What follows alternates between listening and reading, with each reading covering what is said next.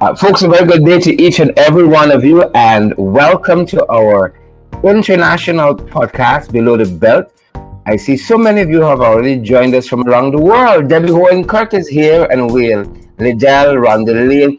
Folks, Rhonda was outside yesterday. I want to advise you, folks, there is no protest on today. It goes off on this midday, rather. It's at 3 o'clock this afternoon.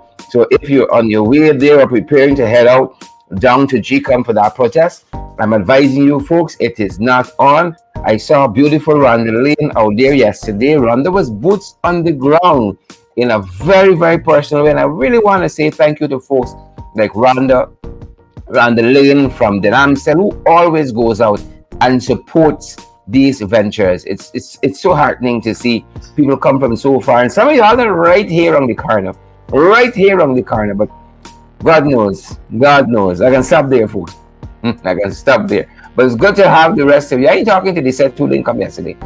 The protest is on today at 3 o'clock. We're advised 3 o'clock. So please, FYI, for information. FYI. And Rand is telling us that everybody in the Lamb cell is in the house. Everyone, please, and thank you. The Lamb cell is in the house, 3 p.m. today. Please understand that. And I want to give you a sense of what transpired yesterday as folks were out on that protest. I want to give you a little sense of some of what transpired on the ground there just yesterday. And I want to thank each and every one of you for joining us. I'm out of studio today, folks. I don't have my monitors. I don't know the sound out there. Let me know if you're hearing me loud and clear. Let me know that. That's going to be a plus. Viola Steele Innes is here, and Viola Steele Innes. And Viola says, Lyndon in the house. Lyndon is in the house. Good to have you, Viola. And is it Kevin, or is Kevin? K-A-V-I-N, Kevin, and Rachel Wolford. But we know Rachel. Veronica, Hazel, Petrie, and all the other folks. Yep. We are this end, folks. We are not in studio, but we are where some fantastic food is. We got some peas and rice and something coming our way. I don't know. Something is coming our way today. We have some homemade drink and so on. You all know we're the people with the things. Sweetness Ballers, we see you there. Veronica, Hazel, Petrie, sound technician and engineer on duty today, says loud and clear, hearing us loud and clear. Our person of interest today, folks, Anil Nandalal. Anil Nandalal himself. And that's my person of interest. Good to have you here, guys. Good to have each and every one of you here. But I want to give you guys a sense of some of what took place yesterday, guys. Some of what took place yesterday on that protest line, and it goes off again today at 3 o'clock. And I hope you guys find some time to be part of that activity. I want to give you guys a taste of Rhonda in action and some of the other folks there, brothers and sisters in the struggle, who came out and made their voices heard in such a personal way. We want to thank each and every one of them for doing so. And again, Rhonda and all the other folks who came out and were really a major part of what transpired there. I want to give you a sense of some of that. And forgive me, folks, our internet connection might not be as strong as per normal, but bear with us. This is some of the action as it took place yesterday, guys. Yesterday, down at High Street GCOM headquarters in Georgetown, in hot sun. But stalwarts like Rhonda and others braved it and came through and made their voices heard on the myriad GCOM issues that currently persist. Yep. Here's a taste of that, folks. All the people you fly out, take them out, and then they come back in. Those persons trying to free the pastors, and if they punish them, they're going to set the boundary in the pastors. Lord, let's go. Lord, control must be debarred. Who must go?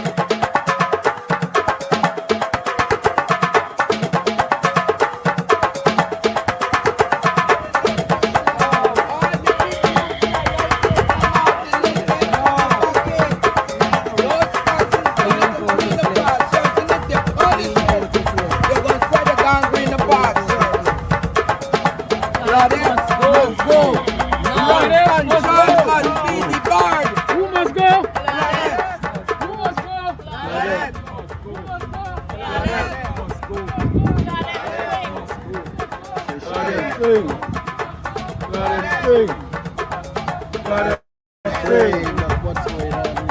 Sing. The support. We need more support. Numbers count. Numbers count. Go.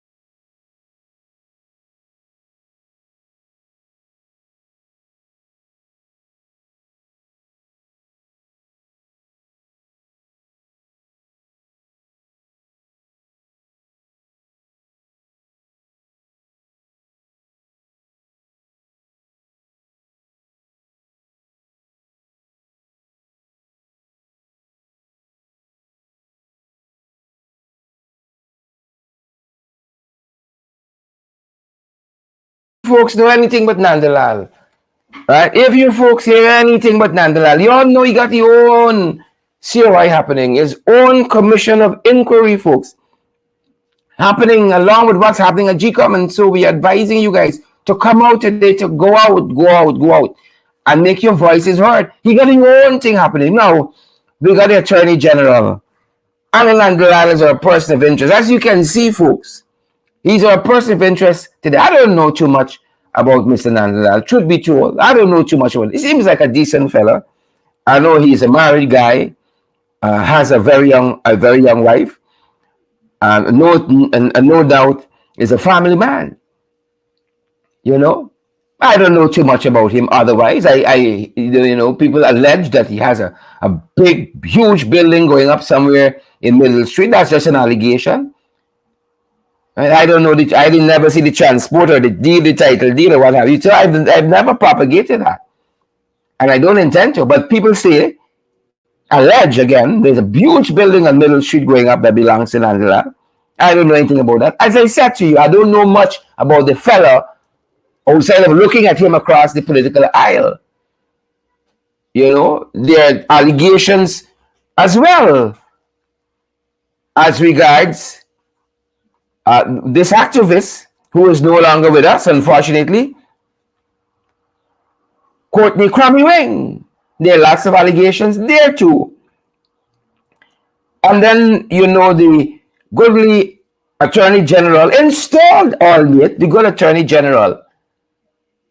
The good Attorney General. He was the fella, as you will hear Senior Counsel Roy Zilfo tell us, who was in charge of the East Coast for the PPP in the last regional and general elections.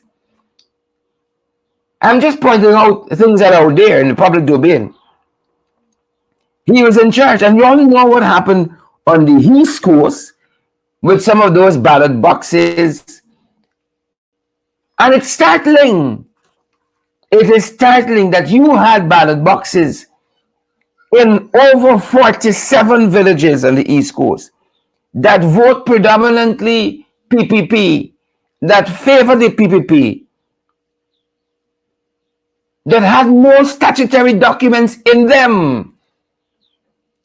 Those communities came under the purview of what might be the East Coast campaign manager, Nandalal. And there have been allegations out there. I think he has addressed them himself about ID cards and who had ID cards on election day and who didn't have ID cards on election day. All of that is in the public domain. All of that is in the public domain. All of that. I tell you all,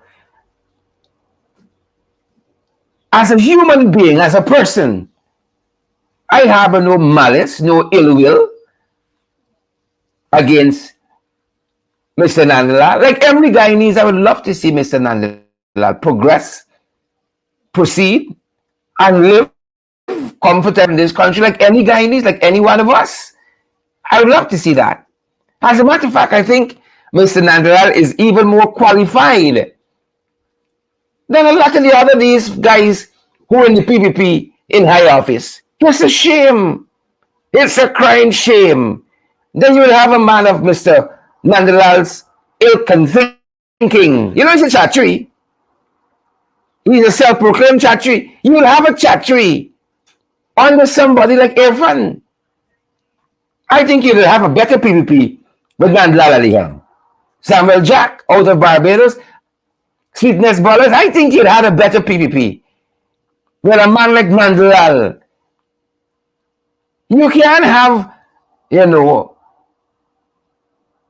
a level 1 leader leading a level 3 leader. No, you can't have that. I think Nandalal would have made a better installed president than Irfan Ali. He's certainly not as arrogant. He is certainly not as brash. And at least he went to proper school. He never went nowhere and followed. He never went to no non-accredited, no name can be found university. He would make a better installed president. He would make a better installed president. But of lately, I don't know. Of lately, I don't know. Anil seem to be winning nothing. Perhaps justifying some folks in the administration, in this regime, that his current positioning in his party's political system is the one best befitting him. I see somebody say corruption is corruption. It's true. Fraud is fraud. But I'm just laying out for you and bringing together, collating for you, curating for you information that is out there as we deal with this subject matter. Our person of interest for today, Nandalal. Because as we started to talk about gcom, he seemed to want a separate COI. Irfan got a separate COI. Jack Gio don't want no COI because he know the truth of the matter. The magistrates court got a whole set of cases coming before it. 2 years and running. Nobody convicted of anything because there's nothing to convict people of. It's trumped up charges, fraud is fraud. But if you had a jagabat, who should perhaps be in front,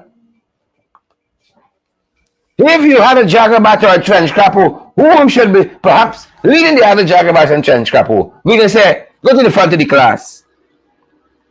Nandalal. Go to the front of the class. You see? You understand? But when you look at what's happening currently, I don't know, like these law books that were taken, given, bestowed, or otherwise, like they were a waste of time. Because nothing are winning. You know, the law notes that were borrowed or what have you, or given or sought or what have, like the law notes didn't do much. Again, underpinning the opinion of some, and opinions that are growing louder and louder, like Anil fit for the role he got right now for truth. Because we got some folks right in their camp who feel it is an insult to Nandalal to have a man like Irfan giving me orders. It's an insult to all of us in this country. Let me widen it. When you see Irfan's performance at Mucker, many of the pundits, the analysts, the commentators say Nandalal would have never comported himself like that. They say Queen's children don't do that. Queen's College children would not comport themselves like that. Would not be abused down like that. But catfish? Not catfish. And again I say, Nandalal seemed to want to have his own COI running separately. You see, yesterday they're swearing Ali commissioners for his presidential COI. You know, so Irfan got the own COI running, installed presidential COI. Nandalal got the own COI running.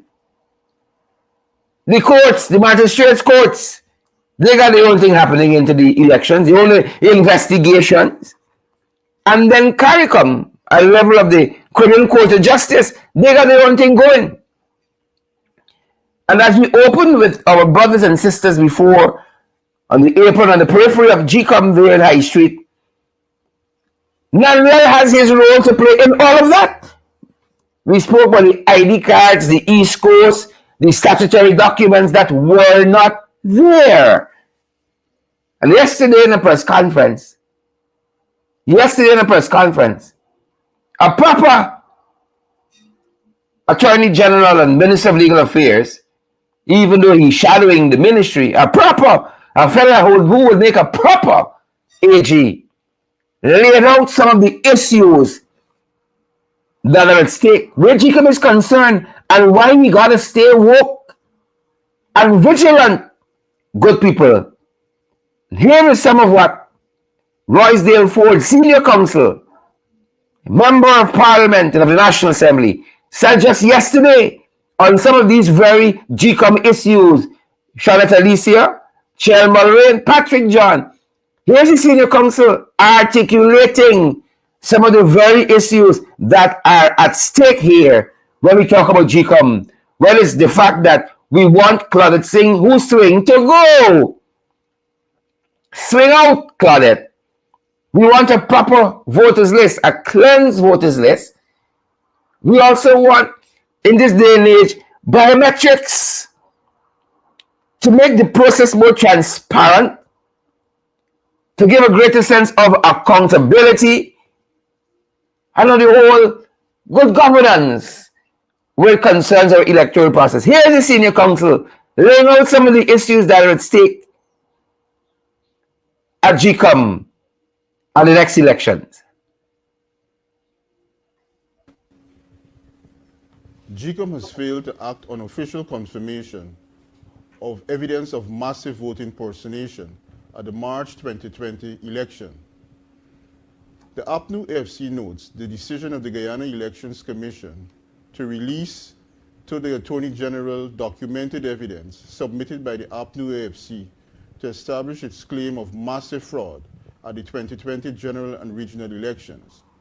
This development provides us the opportunity to inform the Guyanese public, civil society, and other stakeholders of several revelations that give credence to our claim that the 2020 elections were riddled with fraud committed by the PPPC and thus could not have reflected the will and the democratic will of the Guyanese people.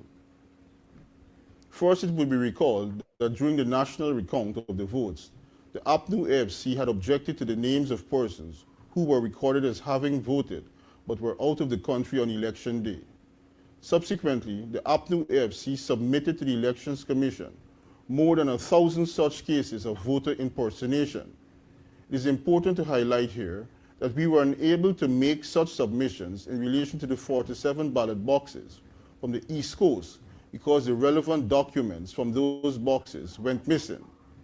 Of further concern is the fact that the area for which these documents were missing fell under the supervision of the Attorney General Nandalal and the PPPC's agent. Second, the Attorney General requested the information from GCOM, purportedly to initiate an investigation into the submitted material. Why would the Attorney General seek to meddle in matters that are subject to a petition hearing, and for that matter, a politically inspired commission of inquiry? And why would he be interested only in the APNU AFC submission and not also in the verification of that submission, of those submissions sent to GCOM by the Chief Immigration Officer? The request and the reason provided by the Attorney General, Nandalal, are farcical, but true to form and consistent with her collusion with the PPPC commissioners on almost every issue. Chairperson Claudette Singh voted to release the material to the Attorney General, demonstrating again her refusal to act in a manner that is independent and impartial, both in reality and in the public perception. Moreover, her vote to release the material, whilst there is an ongoing election petition in which these issues are before the courts, unacceptable and improper. her total disregard, even to appear neutral and professional, makes her continued stint as GCOM's chair untenable. She must now resign. Third, in relation to APNU AFC's submission of documented evidence of voter impersonation by the PPPC, we can inform the public that GCOM wrote to the Chief Immigration Officer seeking to verify whether the persons under question were in fact out of the country on March 2nd, 2020. The Chief Immigration Officer, in one correspondence dated the 27th of May 2022, confirmed that over 100 votes or 100 voters on one of the lists submitted by the coalition were cast for persons who were, in fact, out of the country on elections day. More names remain to be checked, and our list of dead persons who miraculously managed to vote also awaits verification. Fourth, since the initial responses from the Chief Immigration Officer, GCOM has mysteriously ceased to seek confirmation of the other hundreds of names submitted by the coalition. Even worse, Chairperson has declined to act on the irrefutable evidence of significant voter impersonation already in GCOM's possession. This is a blatant dereliction of duty on her part. It provides further justification to our call for her to step down. Fifth, APNU AFC has requested copies from all GCOM authorities of the correspondence from the Chief Immigration Officer. From what we have seen thus far, voter impersonation in the March 2011 seriously calls into question the validity of the election results. Six, under GCOM, all our submissions to the Guyana Police Force and the General Registration Office for verification. The Commission must then publicly release all the verification reports. Furthermore, it must apprise the nation of the corrective and redemptive actions it intends to take considering the expected evidence of massive voter impersonation. Our demands are reasonable and are in the best interests of the country. Seventh, we expect the PPPC will soon crank up its propaganda machine and exhibit a few selected persons who were mistakenly included on the APNU AFC submission to GCOM.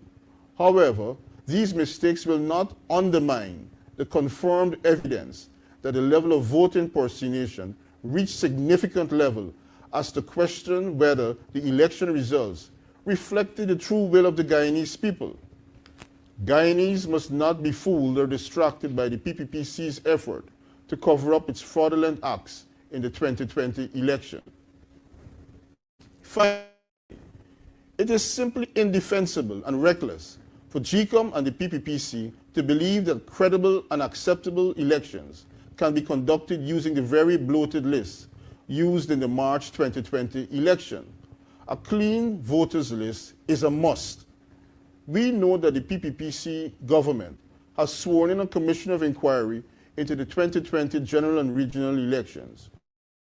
We cannot support such a decision. The matter is before the court and should be dealt with through the elections petition. It is ridiculous for President Ali to be setting up useless commissions while Guyanese are calling for an international team to investigate alleged bribery and corruption of Vice President Barajagdio. The government continues to be complicit in the cover-up and is sending the clear signal that it condones and supports corruption once it is committed by the PPP elite, friends, and families. The President needs to ensure a credible group of international investigators are brought to investigate the allegations against the embattled Vice President, and of course against the Guyana Police Force that is politicized, corrupt, and incapable of enforcing law and order in a fair and impartial way. Where the corruption is the order of the day, even technology suffers because of a compromised and corrupt and incompetent police force.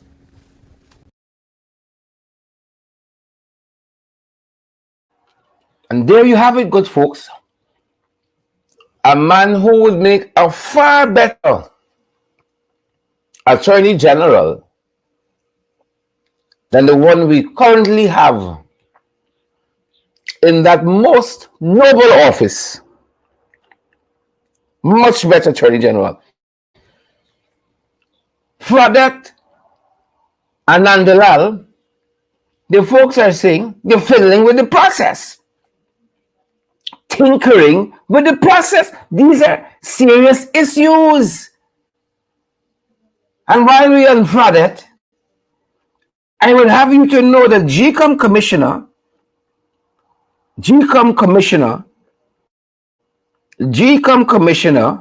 Vincent Alexander has alerted us that yet again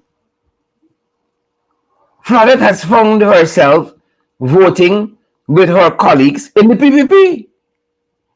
Yet again, in the last 24 hours, she has found herself voting with her colleagues in the PPP. Yet again. And those with knowledge of this issue intimately tell us there isn't a vote to date that has been taken in GCOM on this substantive matter, where Fraudette has not voted with her colleagues in the PPP. That's what people are telling us. Now, hear what Alexander said in a letter to us. He said the chair of GCOM has once again shown her hand, or rather, her slip is showing. At GCOM's meeting, September 13th, 2022, I think that was yesterday, the applicant wrote GCOM requesting an extension of the period of claims because GCOM's notice at its offices clearly stated that claims and objections would be conducted from August 22nd to September 18th. Today is the 14th. Yet persons turned up to make claims on September 13th. Yet when persons turned up to make claims on September 13th, they were told that the period ended on September 12th. Alexander says, even as notices outside of the offices continue to publicize September 18th as the last day of objections. And finally, Alexander says here, as he wrote, of entitlement to register and consequently the entitlement to vote. This is a matter of entitlement, Alexander says. Yet the PPPC commissioner objected to an extension, and another requested that the PPP be consulted before a decision is taken, while saying that he is not in support of an extension.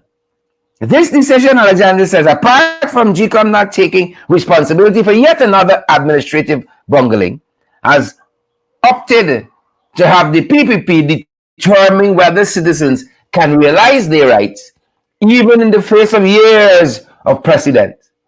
And lastly, he says, in the past, there was only one recourse.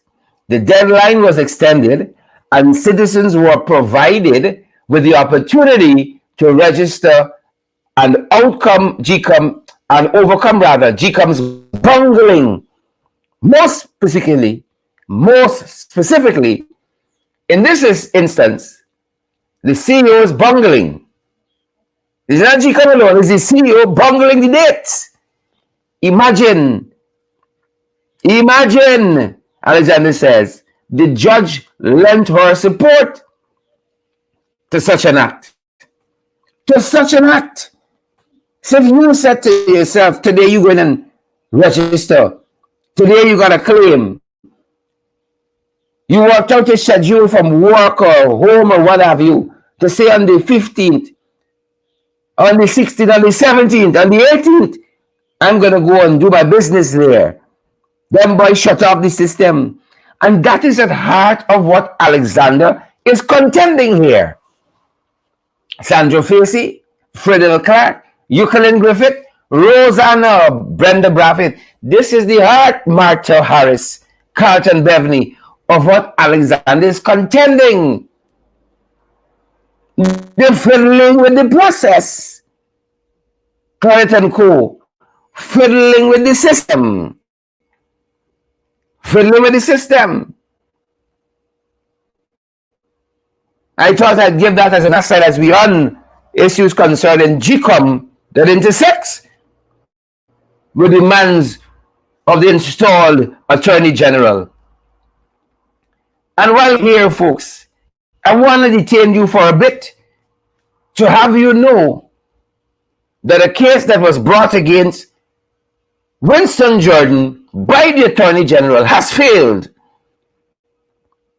This is Winston Jordan versus the Attorney General. And just yesterday, Justice Winston Brassington of the Supreme Court of Judicature, or the High Court, for those of you who like things short, like these young people who go to the university these days, some of them doing entrepreneurial studies in the business school and so on, they want everything in a hurry. The Supreme Court of Judicature, let's call it by name. Then when you break in the rules, you can just say the High Court. Let's learn the proper name. I want to say a big shout out to UG student Angela Dele Wade. The Supreme Court of Judicature,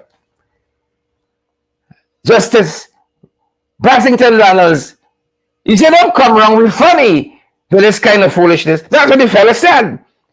In this court concerning, this case rather, concerning the former finance minister, able finance minister. I know these PR people they got these days. And in handing down his decision, another case, Anil, you know anything yet? Another case. He's now about 30. He's now about 30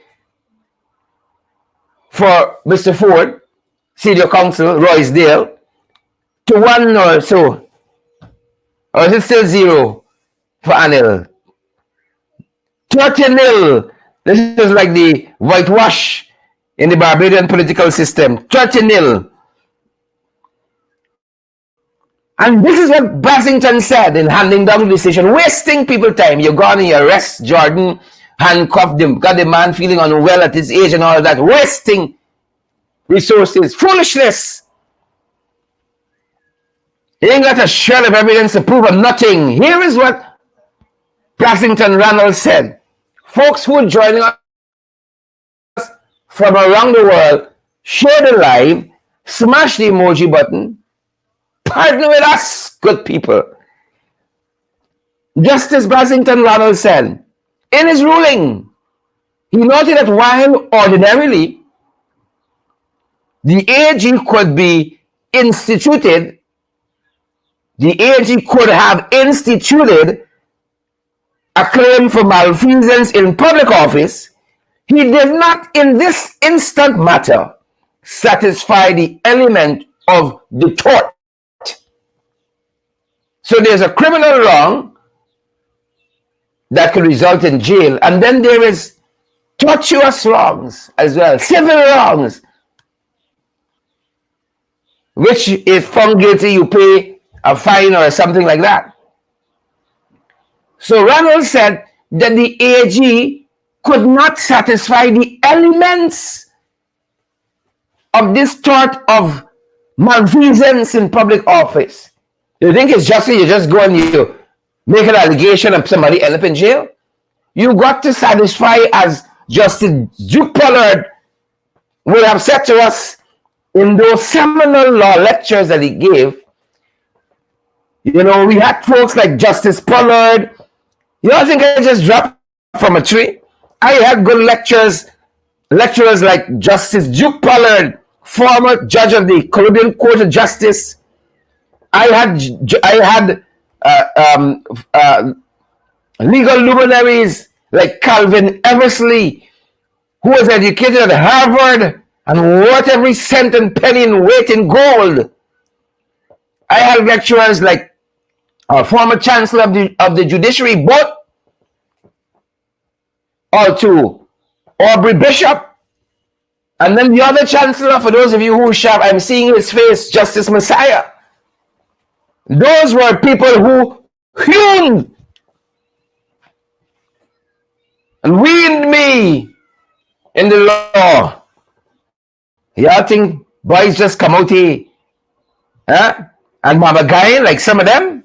No, folks. I sat in a series of law classes, passed all of them, and behind my name, I'm qualified to put LLB, and I mean pounds.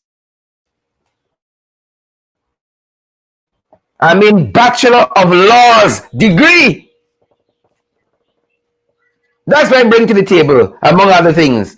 Some of y'all see us out here and one come wrong as funny. I did my time.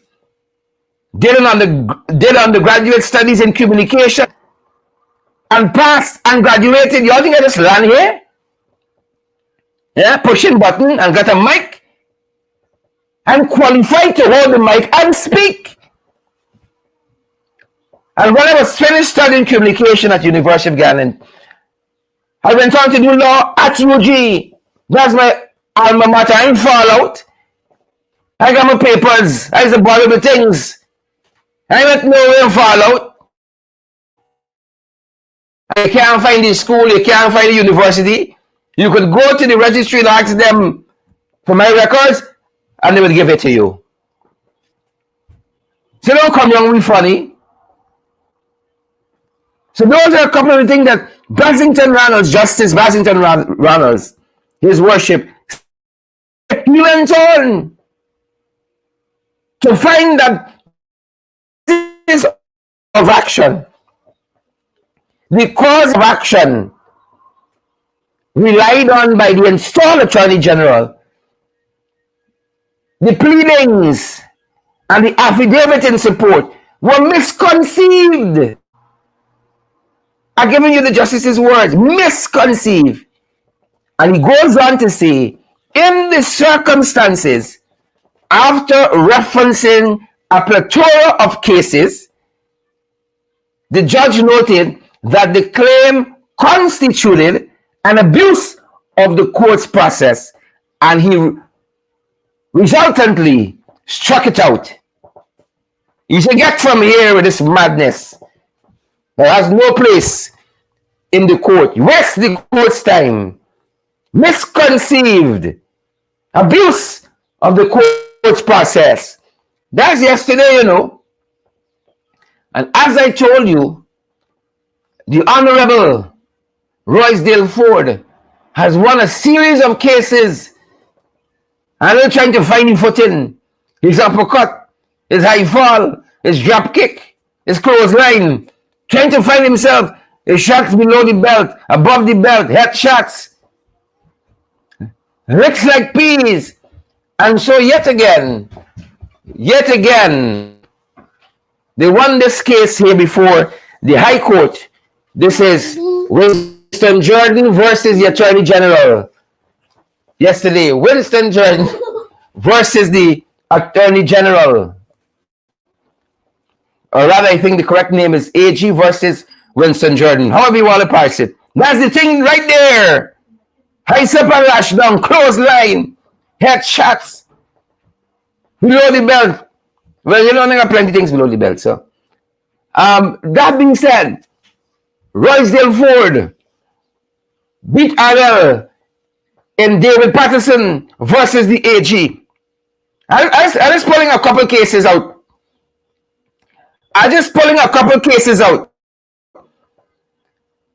He beat Anil Nandalal in David Patterson versus the AG. He whipped Anil Nandalal in Ganesh Maipal versus the AG. My Lord.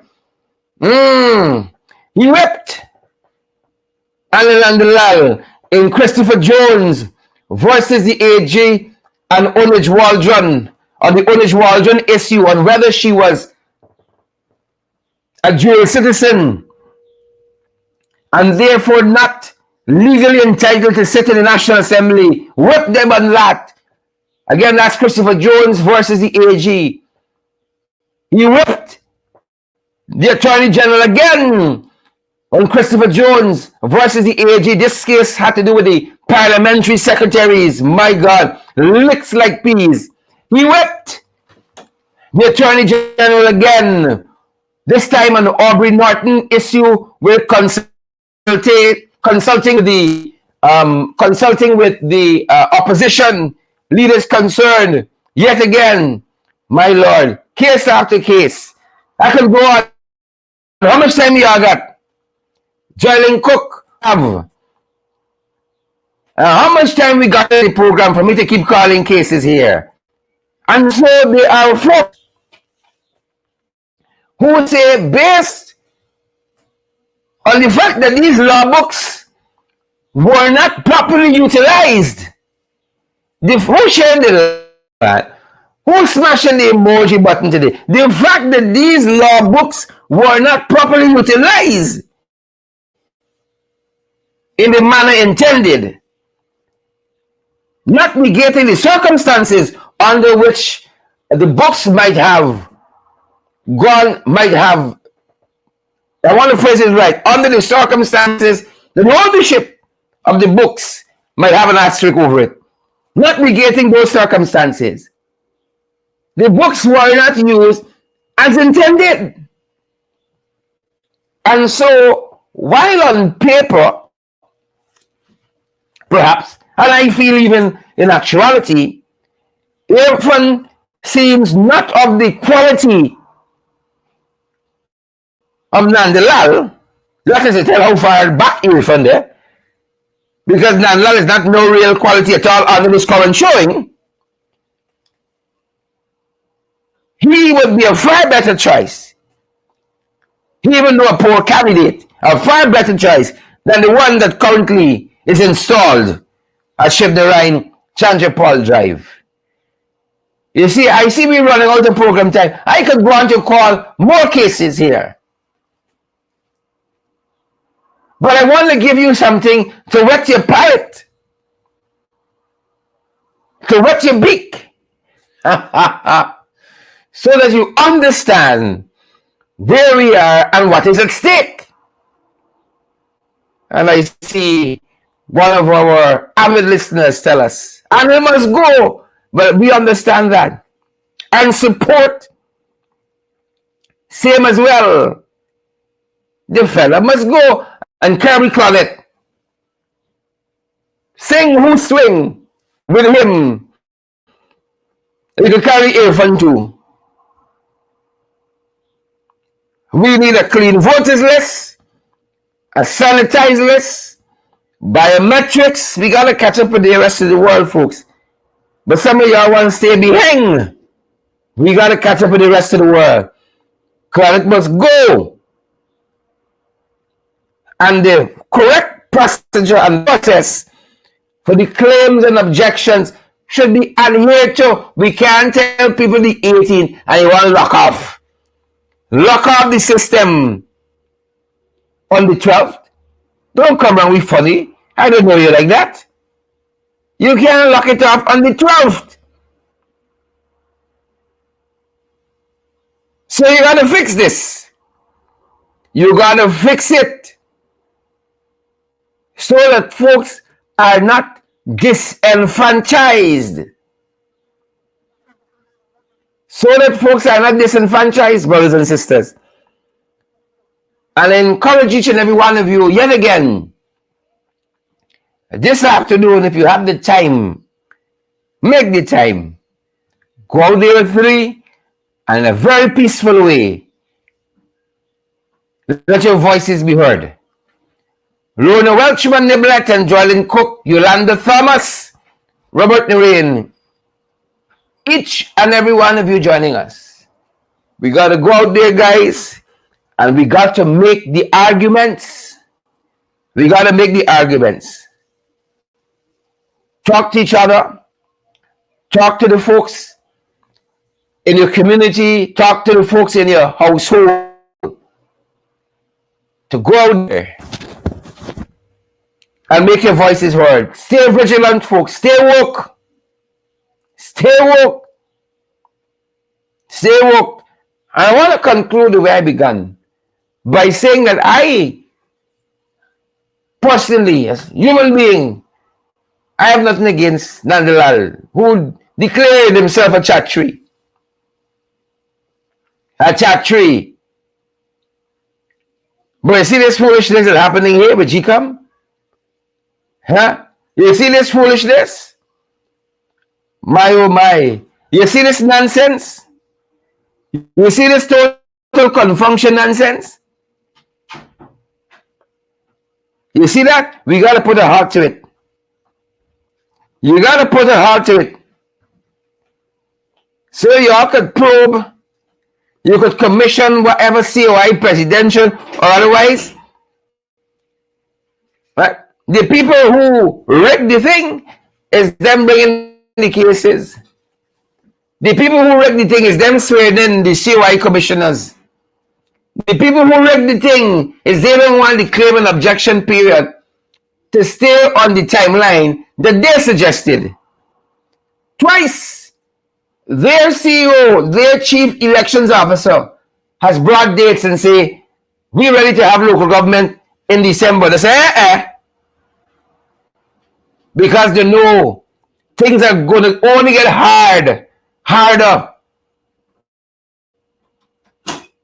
Choose my comparatives and my superlatives correctly. Things are only going to get hard in December. We want election then. You come back and say February 14th election. I say, things are still tight there. We want them people revolt because they ain't getting money to buy chocolate and ice cream for Valentine's and so on. Carry out their spouses and the side chicks and so forth on Valentine's Day. So they ask him now to go back and to see when is the next time we can have local government election. Well, I feel at this rate, you got local government one day and general elections the next day. At this rate, if we keep pushing back, you don't let me send back people. You don't let me send back, street boys. Push back. Right back. That's all I know about. Back. We know, brothers and sisters joining us from around the world, we know who the real riggers are. We know who's the real trench crappos and jagabat. We know who's the real sanctimonious gangsters. And again, I want to encourage you guys to go out there this afternoon and support, lift your voices, gcom High Street. See you guys on the ground, boots on the ground. Stay woke, my people. Stay woke. That's our program, and that's the time. Who vex lose? Thanks for joining our international podcast. Below the belt, Yolanda Thomas, Chisel Chipper. Always here, Ingrid Carter. I see Diane Gravesandi all the way out of Linden. The Independent Republic of Linden. Yep, good to see you. And Desiree Albert and Bantu King. Come on, folks. Can't be boots on the ground in talks. Gotta be boots on the deeds as well. Let's get it together. Let us go out there, guys, and let us make a difference. If you stand for nothing, you fall for anything. Let's go there and make a difference. That's our program, folks. That's our time today. Stay safe. See you guys right back here this evening. Our final program for Wednesday. In the ring. Red shots, high fall, lash down. You name it. Anything goes when you ring. Put name out, girl, and come. Thanks for joining us today, folks. That's our program. That's our time. Stay safe out there and stay woke as well, good people. Stay woke. Share the live, smash that emoji button, and as an affiliate of the In the Ring program, partner with us using all of the platforms that are available there. Have a great afternoon, folks. Stay safe.